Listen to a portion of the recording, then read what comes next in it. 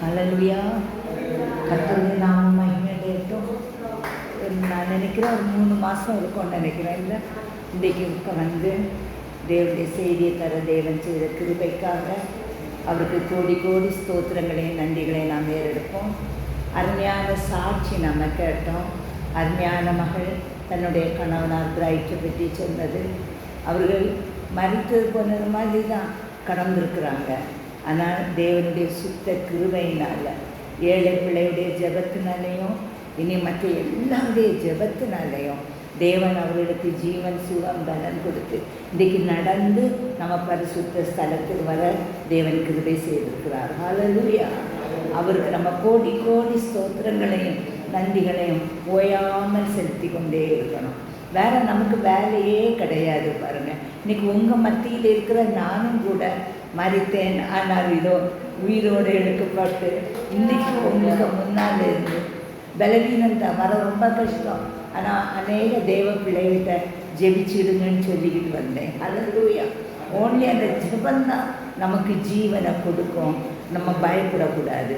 எரேமியா தீர்க்கதரிசியின் புஸ்தகம் 10ஆம் அதிகாரம் 23ஆம் வசனத்தை நம்ம பார்க்கும்போது, கர்த்தாவே, மனுஷனுடைய வழி அவனாலே ஆகிறதல்ல வேண்டும், தன் நடைகளை நடத்துவது நடக்கிறவனாலே ஆகிறது என்று அறிவேன். ஆமேன், ஆமேன். எத்தனை உண்மை பாருங்கள். மனுஷனுடைய வழி அவனாலே ஆகிறதல்ல. ஆமேன். மனுஷன் என்ன செஞ்சுருவாங்க? டெஸ்ட் பண்ணி பார்த்து ஹார்ட்டு போயிட்டு, கிட்னி போயிட்டு, எல்லாம் போயிட்டு, ஸோ உயிரோ இனி போயிடும் சொல்லிடுவாங்க. ஹல்லேலூயா. ஆனால் அது மனுஷனாலே ஆகிறதல்ல. ஏன்னா நம்முடைய ஒவ்வொரு அவயவங்களும் உறுப்புகளும் பிதாவாகிய தேவனுடைய கரம் பற்றி அந்த கரத்தினால் உருவாக்கி நமக்கு உள்ளால வைக்கப்பட்ட உறுப்புகள். ஹல்லேலூயா. நான் ஏசாமிட்டு சொன்னேன், ஏசப்பா, என்னுடைய எல்லா உறுப்புகளையும் உங்கள் கரம் தொட்டு இருக்கு. ஒன்று. ரெண்டாவது, என்ன ஏசப்பா உண்மையாக ஒரு தொட்டிருக்கிறாரு. 1984ஆம் ஆண்டு ஒரு மீட்டிங் போகும்போது வியாதியாக போயிருந்தேன். ஆனால் ஏசப்பா, ஐயோ பிள்ளை பாம்போல படுத்துருக்கேன்னு இப்படி தடவுனாரு பாருங்க.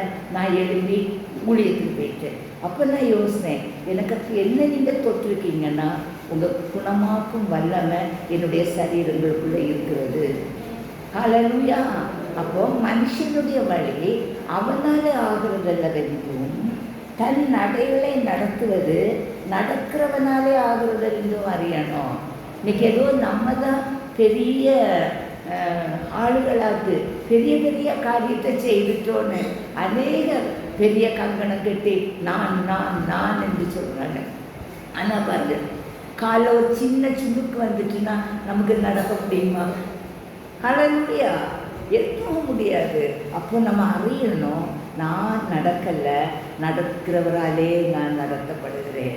அருமையான தேவனுடைய பிள்ளைகளே, இந்த வசனம் எனக்குள்ள ஒரு ஜீவனை தந்தது. என்னுடைய எல்லா வழிகளிலும் நான் நினைப்பேன், இந்த வழி என்னால் ஆகிறதல்ல. அப்போ எதுக்கு நம்ம பிளான் போடணும்? ஆமே, என்னால் ஆகிறது, நான் தான் நடக்கிறேன்னு சொன்னால் நான் பிளான் போடணும். இது என்னால் ஆகலையே, நான் நடக்கிறதுனால நடக்கப்படலையே, அப்போ என்னுடைய திட்டங்கள் வேஸ்ட். அதை சொல்ல இல்லையா, என்னுடைய நினைவுகளும் உன்னுடைய நினைவுகள் என்னுடையதல்ல. என்னுடையது உனக்க நினைவுகளை காட்டிலும் எவ்வளவு உயர்ந்திருக்கு. நம்ம லோ கிரேடாக தான் நினைப்போம், இது போதோடு தான் நம்ம நினைப்போம். ஆனால் ஆண்டவர் என்ன சொல்றாரு? இவ எனக்கமாக, இவளை நான் பூமியில் உயர்ந்த இடத்துல வைப்பேன். அவர் உங்களை உயர்ந்த இடத்துல வைப்பேன்னு சொல்லும்போது நீங்கள் எதுக்கு உங்களை தாழ்த்துறீங்க? ஹல்லேலூயா. அவரை விட்டு கொடுத்துருங்க. நான் இல்லை ஏசப்பா, எனக்குள்ளே இருக்கிறவர் நீர் உங்கள் சித்தப்படி என்ன நீங்கள் நடத்துங்க. இப்போ நானும் இதில் மறித்து போவாங்கன்னு சொன்ன உடனே எனக்கு ஒரே சந்தோஷம்தான், கவலையே நான் படலை. உடைய எல்லாருக்குமே தெரியும். எனக்கு என்னென்னா, நம்ம மறித்தோடனே நம்ம ஆண்டவர்கிட்ட தான் போவோம். அப்போ அந்த பரலோக காட்சி அங்கே எப்படி இருக்கு, அந்த இமேஜினேஷன். ஆனால் ஒன்றே ஒன்று மாத்திரம் சொன்னேன், ஏசப்பா, நான் இங்கே இருக்கணும்னு நீங்கள் சித்தமானா நான் இருக்கிறேன். அங்கே வரணும்னு சித்தமானா அங்கே பாரு. ஏன்னா இம்மனுஷனுடைய வழி என்னால் ஆகிறதல்ல, உம்மாலே ஆக்கும்படிக்கு நீர் என்ன செய்வீரோ அதை எனக்கு செய்யும். ஆமே. அது நம்முடைய வாழ்க்கையிலையும் எந்த நிலை அவர் அளிப்பினும் எல்லாம் ஆசீர்வாதம். ஹல்லேலூயா. ஒரு நன்மையும் குறையப்படாது. பார்த்தா கரடு மேடு பள்ளம் எல்லாமே இருக்கும். மூச்சு விட முடியாது. தாண்டுவோமா நினைப்போம். ஆனால் உம்மாலே நான் ஒரு மதிலை தாண்டுவேன். ஹல்லேலூயா. தேவன் அவருடைய சித்தம், பிதாவின் சித்தம் செய்வன் எவனோ அவன் தான் பரலோக ராஜ்யத்துக்கு போக முடியுமே தவிர அவரை நோக்கி கர்த்தாவே கர்த்தாவே என்று கூப்பிட்டு உங்கள் திட்டங்களையும் உங்கள் நினைவுகளையும் நீங்கள் வகுத்து நான் பெரிய காரியத்தை செய்துவிட்டேன் என்று சொன்னாலும் நிச்சயமாக பரலோக ராஜ்யத்துக்கு போக முடியாது.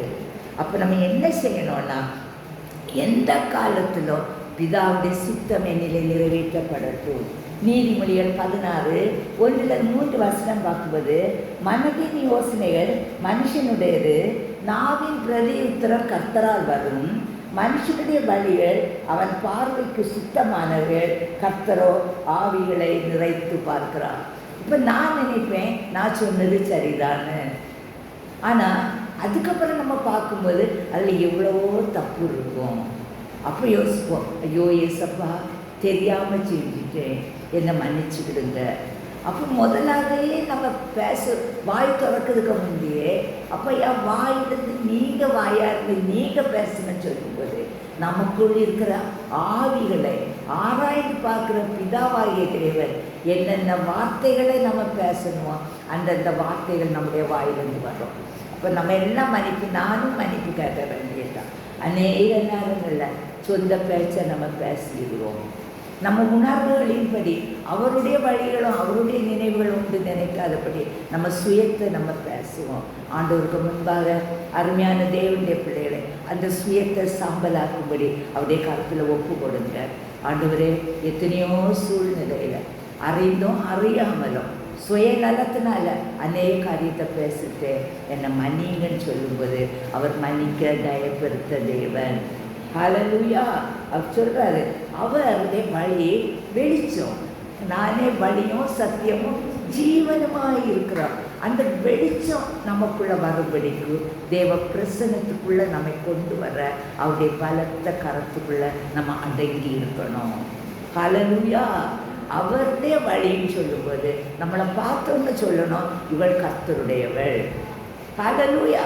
அப்போ தேவ சாயலாக நம்மை மாற்றும்படிக்கு அவருடைய கிரியைகள் நமக்குள்ளே நடக்கும்படி செய்து அவராலே நாம் நடத்தப்படும்போது நாம் அவருடைய சாயலாக, அவருடைய வெளிச்சமாக, அவருக்கு ஒளியாக, உப்பாக நாம் மாற்றப்பட்டு விடுவோம்.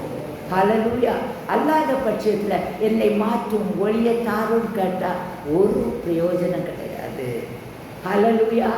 அவருடைய அழிவில் நின்று நமக்கு ஒரு அழிவு வரும்போது அவர் அதிலிருந்து பாதுகாக்கிற தெய்வம். அருமையான மகளுடைய சாட்சியில் அருமையான சகோதரனை பாதுகாத்துட்டார். என்னுடைய சாட்சியில் என்னை பாதுகாத்திருக்கிறாரு. ஹல்லேலூயா. ஏன்னா பிதாவுடைய சித்தம். இன்னும் நம்ம உயிரோடு இருக்கணும், இன்னைவா எனக்காண்டி வேலை செய்யணும், இன்னும் அநேக ஆத்துமாக்களை ஆதாயப்படுத்தணும் என்று சொல்லி நம்மை கொண்டு பெரிய திட்டத்தை அவர் வைத்திருக்கிறார். நினைத்து பார்க்காத உணர்வுகளோடு உடைய பெரிய பெரிய காரியங்களை நம்ம கொண்டு செய்ய அவர் வைத்திருக்கும் போது நாம் நம்மை மட்டுப்படுத்தக்கூடாது. ஹல்லேலூயா. அவருடைய வழிகள் நமக்கு வேணும். நம்மை தேடி வந்து மீட்ட தேவன். ஹல்லேலூயா. நம்மளை இப்படி வருவோம், எனக்கெல்லாம் தெரியவே தெரியாது. நான் ஒரு பேரை தான் பாருங்க, அறிவே எனக்கு இருக்காது. ஆனால் அவர் பேரே தான் நாம் தெரிந்து கொண்டார். ஹல்லேலூயா. அந்த நேரம் எதுக்கு தெரிந்து கொண்டார் என்று தெரியல. ஆனால் அவருடைய சத்தத்துக்கு கீழ்ப்படியக்கூடிய ஒரு கீழ்ப்படிதலின் ஆவியை தந்திருந்தார். ஏசப்பா எது சொன்னாலும் அப்படியே செய்யக்கூடிய ஒரு உணர்வு எனக்குள்ள வைக்கப்பட்டது. அதே மாதிரி அவரால் நடத்தப்படுகிற நாம், ஏன்னா நம்முடைய நடைகள் நம்மால் நடத்தப்படுவதல்ல, அவரால் நம்ம நடத்தப்படுகிறோம். அந்த உணர்வு இருக்கிறதுனால அவர் எந்த வழிகளில் நம்மை நடத்தப்பட வேண்டும் என்று சித்தம் கொண்டாரோ அந்த சித்தத்தின்படி அவர் நம்மை போதிக்கும் போது அந்த போதனை நமக்குள்ள ஜீவனை தந்து அந்த வார்த்தைக்கு கீழ்ப்படியும்படி பிதாவாகிய தேவன் சித்தம் கொண்டார். நம்ம சுயத்திலேயோ உணர்விலையோ கீழ்ப்படியல்ல, கீழ்ப்படியணும்னு தெரிந்து கீழ்ப்படியல்ல, அறியாமையின் காலம். ஆனால் நம்ம என்ன செய்தோம்னா, ஏசப்பா எது சொன்னாலும் நான் செய்வேன், கேட்பேன், கீழ்ப்படிவேன் சொல்ல உணர்வு நமக்குள்ள வேணும். அல்லேலூயா. பே அரோஷனை கபடதற்றனக்கா பே அக்குனோத்தி கம்மோனை கரவழியோ மனாத்தட்டுனை கரவஷனைக்கா. அவர் என்ன சொல்றாருன்னா, உன் செய்திகளை கர்த்தருக்கு ஒப்புவி, அப்பொழுது உன் யோசனைகள் உறுதிப்படும். அல்லேலூயா.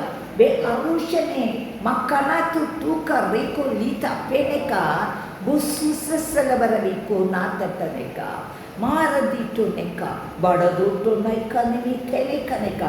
உனக்குள்ளே என்னென்ன செயல்கள் செய்ய வேண்டும் என்று பிதாவாகிய தேவன் நினைத்து வைத்திருக்கிறாரோ அவைகளை நீ செய்யும்படிக்கு உன்னுடைய செய்கைகளை நீ கர்த்தருக்கு ஒப்பு கொடுத்துரு.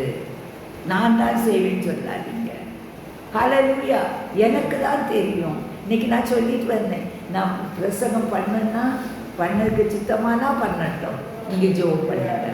ஹல்லேலூயா. எனக்கு சுயத்தில் நான் இங்கே பிரசங்கம் பண்ண முடியாது. ஹல்லேலூயா. பே அருஷனை கபடதற்றனைக்கமா. நம்முடைய செயல்கள் எதுவாக இருந்தாலும் பிதாவின் சித்தம் அறிந்து அவருடைய சித்தத்துக்கு நம்ம ஒப்பு கொடுக்கும் போது அவர் நம்முடைய யோசனைகளை உறுதிப்படுத்துவார். நம்முடைய யோசனை என்ன? அழிந்து போயிற ஆத்துமாக்கள் எல்லாம் உயிரடையணும். இயேசுவை தெரியாதவங்க எல்லாம் இயேசுவை சொந்த ரட்சகராக ஏற்றுக்கொள்ளணும். ஏசப்பா தேவி இறங்கி எங்களை ஆசீர்வதித்து எங்கள் சத்தத்தெல்லாம் உங்கள் சத்தமாக மாற்றுங்க. எனக்கு எப்பவுமே அதுதான் எனக்கு ஆசைப்படுங்க. நான் பிரசங்கம் பண்ணும்போது மல்லியா ரவீந்திரனுக்கு சத்தத்தை கேட்கக்கூடாது. யாருக்கு சத்தத்தை கேட்கணும்? பிதாவாகிய தேவனுடைய சத்தம். காதேஷ் வனாந்திரத்தை அதிர பண்ணக்கூடிய மகிமையின் சத்தம் நமக்குள்ளது வருவது. எந்த விதமான கல்லான இருதயம் உள்ளவர்கள் அவர்களுடைய இருதயங்கள் எல்லாம் உடைக்கப்படும். ஹல்லேலூயா. வல்லமையான சத்தம் நம்ம வாயிலிருந்து புறப்படணும்னா உங்களுக்கும் பிதாவாகிய தேவனுக்குள்ள இருக்கிற ஐக்கியம் எவ்வளவு பெரியதாக இருக்க வேண்டும். ஹல்லேலூயா. எல்லா சூழ்நிலையிலும் அப்பா ஏசப்பா நீர் எனக்கு போதும் என்று சொல்லி அவரோடு உறவாடும்படி நம்முடைய நினைவுகள் அவருடைய நினைவுகளாக நீங்கள் என்னை கொண்டு என்னென்ன காரியம் செய்ய வேண்டும் என்று சித்தம் கொண்டீங்களோ பிதாவே, அதன்படி நீங்கள் என்ன நடத்துங்கன்னு சொல்லி உங்கள் வாயை தவிர்க்கும் போது அவருடைய பாஷையினால் உங்கள் வாயை அவர் நிரப்புவார். நான் அந்நிய பாஷையில் நான் நிறைய நேரம் நான் ஜெபம் பண்ணுவேன். ஜெபம் பண்ணும்போது சிலவேளை நானே சிரிச்சுக்கிடுவேன். எதுக்கு சிரிப்பேன்னா, நான் ஜெபிக்கிற ஒவ்வொரு ஜெபமும் அது ஒவ்வொரு ஆட்களுக்குள்ள ஜெபம்னு எனக்கு தெரியும். ஹல்லேலூயா. அது என்ன ஜெபம் எப்படின்னு தெரியாது. ஆனால் அந்த ஜெபம் நான் இன்னொருத்தருக்கு தலையில் கை வைக்கும்போது அபிஷேகத்தில் அவர் எனக்கு என்னென்ன சொன்னாரோ அது தீர்க்க தரிசனமாக அந்த ஆளுக்கு ஆண்டவர் திரும்ப உரைப்பார். ஆமென், ஆமென். எனக்கு அது பயங்கர ஆச்சரியமாக இருக்கும். அப்போ நான் யோசிப்பேன், ஒரு தீர்க்க தரிசனம் நம்மக்கிட்ட இருந்து புறப்படணும்னு சொன்னால் நம்ம யார் யாரை பார்ப்போம், யார் யாருக்காக ஜெபிப்போம் என்று நம்முடைய வழிகளெல்லாம் அறிந்த பிதாவாகிய தேவன் ஒருவருக்கு தெரியும். அப்போ அவரோடு நம்ம உறவு வைக்கும்போது, அவரோடு நம்ம சஞ்சரிக்கும்போது, ஒரு மகளுக்கு ஒரு தகப்பன் எப்படி போதித்து கொடுப்பாரோ அப்படி தெய்வீக ஞானத்தையும் ஆவியின் வல்லமையையும் அதன் கிரியைகளின் கிருபையும் நமக்கு போதித்து தந்து நமக்குள்ள அவர் பலனடைய வைத்து விடுகிறார். ஆமென், ஆமென். அப்போ தீர்க்கதரிசிகள் இவங்களுக்கு தேவனோடு உறவாடுகிற அந்த கிரியை இருக்கும்போது தான் அந்த தீர்க்க தரிசனம் பரலோகத்தின் தீர்க்க தரிசனமாக இருக்கும். அதில் எந்த கலப்படத்துக்கும் அதுக்கு அவசியம் கிடையாது. ஹல்லேலூயா. அப்போ அருமையான தேவனுடைய பிள்ளைகளை, நான் அநேக தேவனுடைய அபிஷேகத்தினால் நம்ம நிரப்பப்பட்டிருக்கிறோம். அநேக ஜெப ஆவியினால் நம்ம நிரப்பப்பட்டிருக்கிறோம். யார் எந்த வழியில் இருந்தாலும் மனுஷனுடைய வழி எனக்கு வேண்டாம், பிதாவே, உந்தன் சித்தப்படி நீர் என் கூட இருந்து நான் உம்மோடு பேச எனக்கு கிருபை தாங்கன்னு நம்ம கிருபையை பெற்றுக்கொள்ளணும். அது ரொம்ப ஒரு பெரிய கிருபை. எனக்கு ரொம்ப நாள் இந்த சிக்கான பிறகு எனக்கு ஜெபிக்க முடியலை, ஒன்றுமே செய்ய முடியலை, பாம்போல கிடப்பேன். ஆனால் நான் வேறு எதுவுமே யோசிக்க மாட்டேன், ஏமாத்து கிடப்பேன். திடீர்னக்கில் எனக்கு ஒரு நாள் வாய் திறந்துச்சு. வாய் திறந்த உடனே நான் ஜெபிக்க தொடங்கிட்டேன் பாருங்கள். இப்போ தேவனுடைய கிருபையினால் அந்த பழையபடி அவ்வளோ மணிக்கூர் ஜெபிக்க முடியாட்டாலும் கொஞ்சம் மணிக்கூர் ஜெபிக்க தேவன் கிருபை செய்கிறார். ஹல்லேலூயா. தேவனுடைய நாமம் நன்மையிலே பலப்படணும். ஜீவ தண்ணீர் உள்ள ஊற்று நமக்குள்ளேருந்து புறப்படணும்னா அந்த ஊற்றுக்கண் ஆழமாய் தோண்டப்படணும். போர் போடும்போது நம்ம பார்த்துருக்கோம், நல்லா போட்டுகிட்டே வருவாங்க, அங்கே கல் இருக்கும். அந்த கல்லையும் உடைத்து அந்த போர் கீழே போகும்போது வற்றாத ஜீவ ஊற்று இருக்கும். அதே மாதிரி அருமையான தேவனுடைய பிள்ளைகளை அவர் நம்முடைய வழியில், அவருடைய வழியிலெல்லாம் நாம் நடத்தப்படும் பொழுது இடுக்கமான வாசல், பரலோக வாசல் மிக இடுக்கமான வாசல். ஒருவேளை நித்திய ராஜ்யத்துக்கு போகணும்னா அந்த இடுக்கமான வாசலோடு அவர் பிரவேசிக்கணும். கண்டிப்பாக பிரவேசிப்போம், ஏன்னா அவர் மெச்ச வழி. அப்போ அவருடைய வாசல் நம்ம பிரவேசிப்போது நித்திய ஜீவன் நமக்குள்ள புறப்படுவது, ஜீவ ஊற்று நமக்குள்ள ஆராய் புறப்பட்டு எல்லா தேசங்களுக்கும் எல்லா ஜனங்களுக்கும் அது ஊற்று தண்ணீர் கொடுக்கிற வேத வசனத்தை கொடுக்கிற உட்கொள்ளுங்க என்று கொடுத்து உலர்ந்த எலும்புகள் மறித்து கொண்டு இருக்கிற ஜனங்கள் ஒவ்வொரு உயிரிடையே செய்யும்படி தேவன் நம்மை உபயோகப்படுத்துவார். ஹல்லேலூயா. எல்லாரும் அவருடைய கரங்களில் ஒப்பு கொடுங்கம்மா. ஏசப்பா, உங்கள் வழிகளுக்கு எங்களை ஒப்பு கொடுக்குறோம். எங்கள் நடைகளெல்லாம் உம்மாலே நடத்தப்படுகிறது என்று அறிந்து உமக்கு நன்றி செலுத்துகிறோம்.